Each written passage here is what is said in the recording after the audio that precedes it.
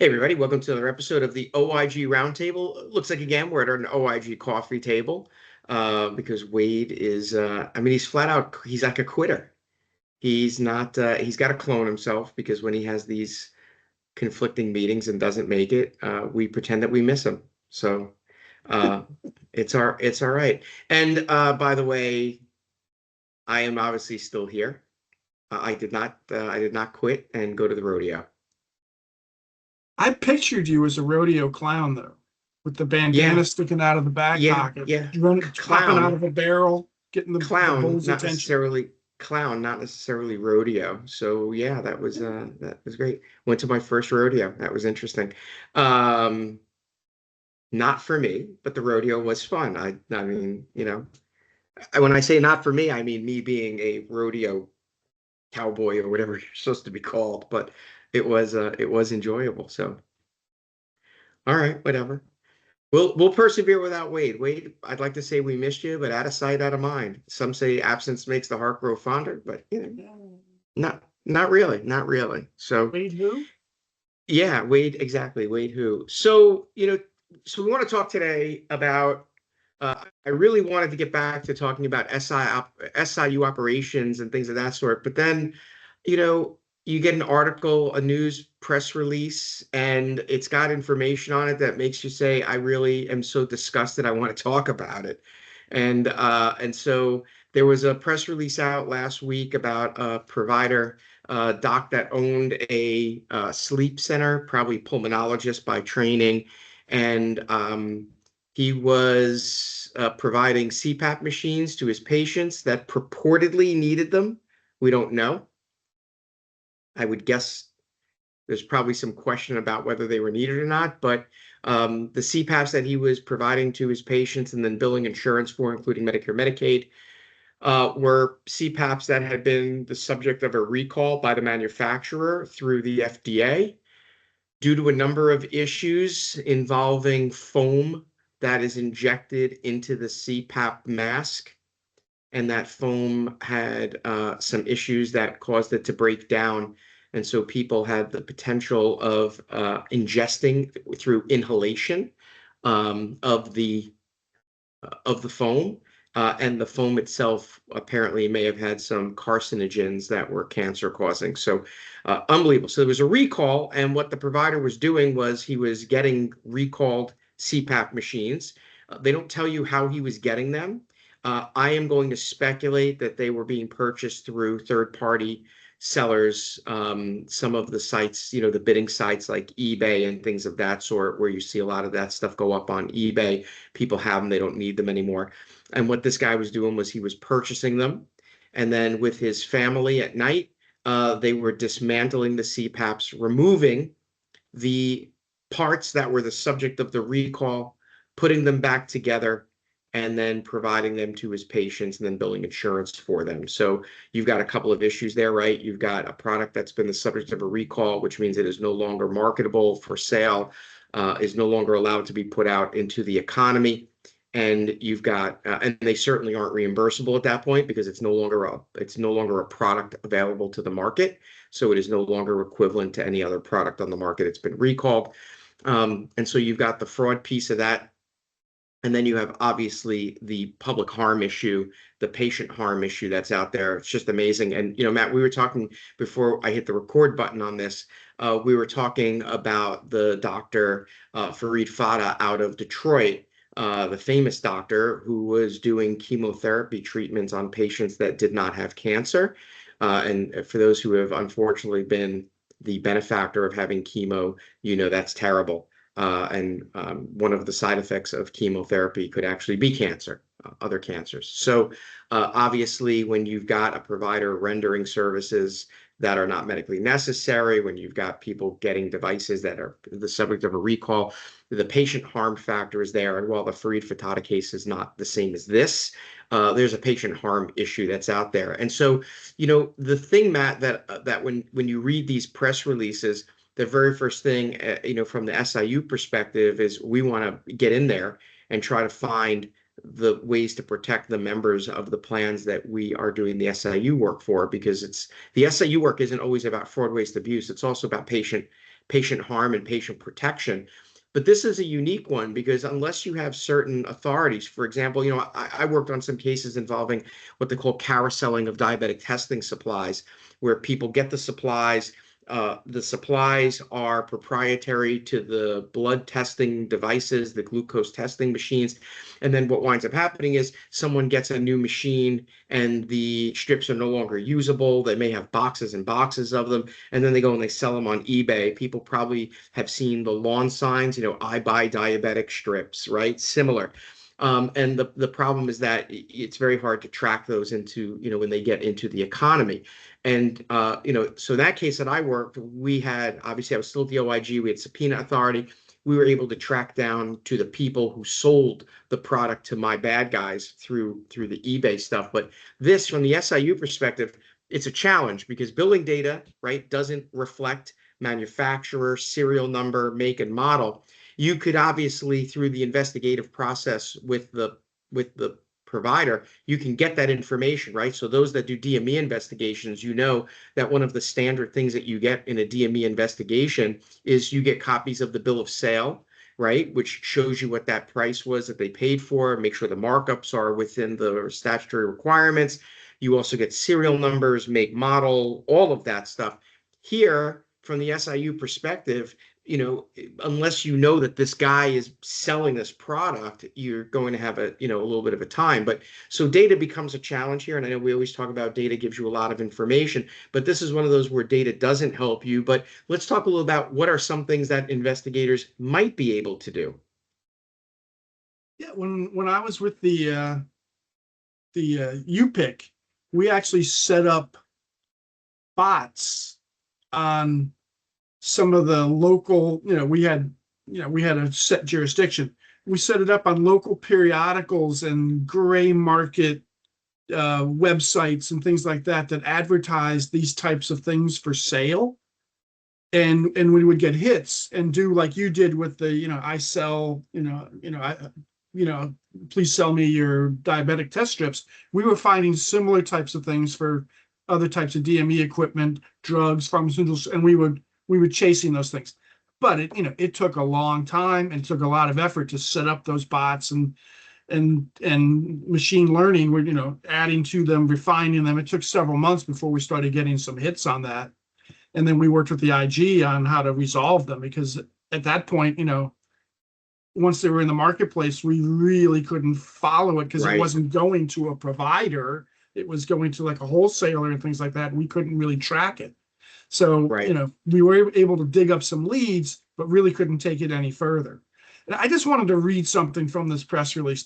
You talked about the things. This recall was classified as a class 1 recall because there was, usually it says, there's a higher risk of, this is reasonable probability that the use of or exposure to the devices would cause serious adverse health consequences or death. Right. This guy it's wasn't amazing. fucking around. And so, I'm sorry. But here's the thing. The fact that it's obvious from the press release, without knowing any facts outside of the press release, which we never really know, it is very obvious that this guy knew that these devices were a problem. And how do we know it? Because the press release talks about him and his wife and his kids using screwdrivers and hooks and other devices and tools to remove what they believe to be the offending parts, which is this foam insert that goes on the CPAP mask. So the fact that this guy wasn't just buying these products and reselling them because of shortages in the marketplace or whatever else that you would say would make him an altruistic human being, at the end of the day, that's your intent. He knew that these products were problematic and sought to do what he could to negate that problem, the problematic part of it, which is impossible to do, really. This is the whole point of the recall. And that is the thing that just kind of sets you off a little bit. Yeah. In terms of data, this would have been very hard to find in the data. This guy is running a sleep center, and the devices are CPAPs. They're gonna get ordered by someone like him. So it's not going to pop up in the data unless there's maybe a spike, a change in the charged amount, or because he's obviously paying less for them. Maybe, he charged less or changed the charge amount, changed the volume of it. We don't know what the medical necessity was, but just on the surface, it would be very difficult for an SIU to catch this. They've got to have some other reason for looking into this type of behavior to catch what this person Right. was doing. Right. Well, and so one thing obviously is that once you know that this guy is a bad actor, you can run your data, find all of the patients that, where the CPAP was paid for with him as the ordering physician. And that's going to give you some sense, because then at that point you have your universe of people. And then the question is, do you then look to do an investigation and go directly to him? Do you then start to reach out to your membership and ask them, hey, what CPAP do you have, or whatever? The problem obviously is that now you're playing a catch-up game. It's after the fact. Is there any ability to get the money? He's been criminally prosecuted. And as a result of that criminal prosecution, he's going to be excluded from Medicare, Medicaid. Commercials will kick him out. So the question is, what do you try to do? Do you then go after that money after the fact? The thing that I think kind of chapped me a little bit when I read this was he only got a year and a day, and his restitution is something like $400,000 or something like that. So, the thing that oftentimes we people don't fully I guess, appreciate is the year and the day is actually a bit of a gift, because under the Bureau of Prisons and the good conduct rules, you get 54 days of good conduct for every year that you spend in jail. So theoretically, and if you have, there's some other programs that the Bureau of Prisons has that allows you to get that sentence reduced even more. And so theoretically, if you are at a year and a day, you're really only doing about 10 months. And so, whereas if you had a 12-month sentence, you're doing every day of the 12 months. So under the federal sentencing guidelines, an inmate has to do a minimum of 85% of their sentence, because parole has been abolished. And so, the 54 days of good conduct time would get you out in 10 months versus a year and a day. So when you see that someone gets a year and a day, that's a little bit of a gift. The other gift is the fact that this guy only got a year and a day when there was clearly a patient harm factor here. And that patient harm factor is an escalator or an aggravating factor under the sentencing guidelines. And so it leads me to believe that there's more to this story that we won't really know, because a year and a day, $400,000. Now, it was primarily Medicaid, I believe, so the dollar amounts are going to be lower. But even considering all of that, when you see that there's a case in which patient harm is implicated in the press release, a year and a day seems a little thin. Even though the guidelines are mostly driven by the dollar amount, it makes you wonder if there's something more to that that's just not our business to know. But a year and a day with a patient harm situation, particularly when you see that the FDA recall was a level 1, means that's the highest level of a recall because patient harm is likely. Yeah, and it was he bought over 500 of these devices, and they tracked 440 of them to false claims that he submitted to the Medicaid program. They don't mention who he bought them from, which I think Right. is interesting. So that maybe he's cooperating with them So on that's the thing that. that comes to that's the thing that comes to my mind is, was there a level of cooperation? However, what you typically see in a press release is if there was cooperation, he would be the last defendant that would be sentenced because he was cooperating. And then typically there would be information in the press release that indicated that he cooperated because it's otherwise public knowledge. So I did think about that as well, Matt. It was just a little bit of a surprise to me to see that it was a year and a day for something where there was a patient harm related implication there. So, kind of as we bring this to a close, because this one's a little unique in the sense that data isn't really going to help you on the front end. Data is going to help you on the back end. This is one of those examples where it definitely behooves an investigator. Yet one more area to look at is, getting alerts from the FDA on product recalls, device or otherwise, and then seeing if you can back end it and see, for example, okay, here's a device that was recalled. Do you then go and find out who are your top 10 dispensers or suppliers of this item or this product? And do you do some preemptive investigative work and reach out to your top 10? A CPAP machine is going to be dispensed from a supplier through a sleep medicine. Do you look and see who are your top 10 suppliers of CPAPs within your area? And then of the top 10, do they have any commonalities in provider, or who are your top 10 referring providers for CPAP machines? I mean, there are a few things you can do from a data mining perspective to maybe see if there's some smoke where there's fire. The only way, I think, at the end of the day, correct me if you think I'm wrong, but the only way I think at the end of the day that you're going to be able to identify that Dr. Smith gave this product to this patient is going to be through an interview with a patient, or a request for information from that provider on the manufacturer, because otherwise you're not Yes, I going to think know. the delivery You don't get slip or whatever is going to have right, because serial your number billing and data provider. doesn't tell you. Your billing data doesn't tell you the manufacturer, the make, the model, the serial number. You only get that. And for those, again, those that do DME investigations know that you get that information from your supplier, bills of lading and all of that. But from the general SIU perspective, you're kind of trying to piece two things together. And that's where the challenge is. So it's one of those. It's nice to have the ability to do this if you have the time. It's definitely something where when you see that there's, at least from my perspective, if I see that if there's an instance where there's a patient harm issue, meaning if I saw this recall, my next question is going to be, how do I try to figure out what members from our plan have gotten this CPAP, and how to fix that problem if they don't know it. I mean, if the patient is an elderly patient and they didn't, for example, register the product for the warranty, or the supplier didn't do it, or who knows, people slip through the cracks all the time.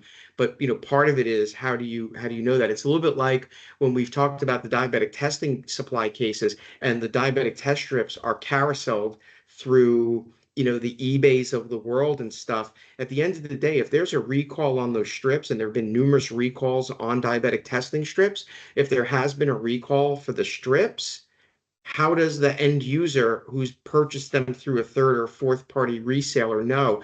It's a little bit like why in the drug world and in the diabetic testing world they have pedigree, right? That you can only buy your drugs. And we talked about this a couple of weeks ago. You can only buy your medication from authorized wholesalers. This is part of that reason, is that from the supply chain perspective, you want to be able to know where that product ultimately is from that safety perspective. So this is the kind of case, I think, that presents a huge challenge for an investigator. And you may not get to a conclusion, but you can certainly identify within your plan who are your members that have a CPAP, and at least send out a blanket notification to say, if you weren't aware, this device was recalled. I think also collaterally the question becomes, if you've identified who your patients are that have that device, and you know that you, as the plan, paid for it, what are the plan's recourses in getting reimbursed for that recall, right? Is it ultimately the supplier? Is it ultimately back to the manufacturer? I think that's an open question, but certainly something from a member perspective and from a overall payment integrity perspective you'd want to have an answer to. The other thing that they didn't mention in the press release was any type of referral to the licensing board. Why would this guy still be an MD with having conducted this? I'm hoping that they yank his license, and that's something the SIUs can do as well. If they get, not just with this, but with any type of allegation where there's patient harm, with the UPIC, we had 2 days if there was a patient harm allegation, to get it to the licensing board and get it to the IG. So Right. SAUs might want to follow that type of thing. If something like this comes to their attention, immediately get it to the proper authorities to handle that regulatory Right. matter. Right. And that's why having those relationships with your regulators has to exist. Your state regulators, whomever it may be, that's, your licensing board people. That's why that relationship has to exist. Because again, in the SIU space, often becomes the place where it's not really, I won't call it a dumping ground, but oftentimes where you have a lot of collateral things to review that aren't directly SIU related, but still need to be addressed from a member perspective, at the minimum, a vetting perspective, and ultimately move it to another department or to a regulatory organization. So, this is a terrible case. I mean, there's no other way to describe it. It's a terrible case. The guy is only 50, the doc is 57 years old. He's going to do 10 months. Probably the dollar amount is much more than what it was, because that's always the case. The dollar amount is never penny for penny. And so, does this guy come out, even though he doesn't have a license anymore? He's 57 years old. By the time he surrenders, by the time he gets out, he'll be a little over 58, close to retirement age. Did he do well enough in his practice? Does he sell his practice? Does he, is he paying that $400,000 back and then selling his practice because he's in jail? And as a result of selling his practice in prison, rather, he comes out with millions of dollars. And it's. I had this discussion with someone the other day where they said, "Well, if I had millions and millions of dollars and I have to pay back 400,000, but I've got millions, and I go to jail for 10 months, could I do it and just ride off into the sunset?" So they say, is the crime worth the time? In some cases, maybe, I don't know. I don't want to have a social discussion about it, but for this guy, $400,000, a year and a day, for a crime that appears to have, really strong patient harm implications, it just sort of is a head scratcher to me. Even if the dollar amount was low, one would think that his potential prison sentence would be more substantial. But who knows? We'll never know the backstory. All right. You have to hope for some patient civil suits against him as well. Yeah, right. Something, or payers outside of the Medicaid Yeah, space that weren't implicated, and that's why now yeah, So you now don't know if the there's other product. Now it's victims. him. You got things to do, right? So homework for my SIU people out there. Go get them. I guess, I don't know, but certainly investigations can be spawned from a press release like this. It's after the fact, and the bigger question, again, as we said in the beginning, was it may not be a matter of if there's any money to be gotten. But certainly you want to at least be able to understand what the exposure is to the plan and treat it as potential offsets and things of that sort. So, keep reading these press releases, because they do give you, if anything, for me, these press releases sometimes give me a fire to be a little bit angry about the way that things are. So, we'll keep working on them. So, Wade, we missed you. Exactly. I don't know. As always, great seeing you, Matt. Great seeing everybody that comes on to the podcast, sees us, everybody who tunes into the LinkedIn Lives. We got a whole bunch of those coming up pretty soon. And again, YouTube and Spotify, and the newsletter is how you'll get the podcast every week, as well as just clicking on the link on Fridays, like probably most of you did, right off of LinkedIn. So until next time, we'll see you at the next OIG Roundtable. Take care, everybody. Thank you all.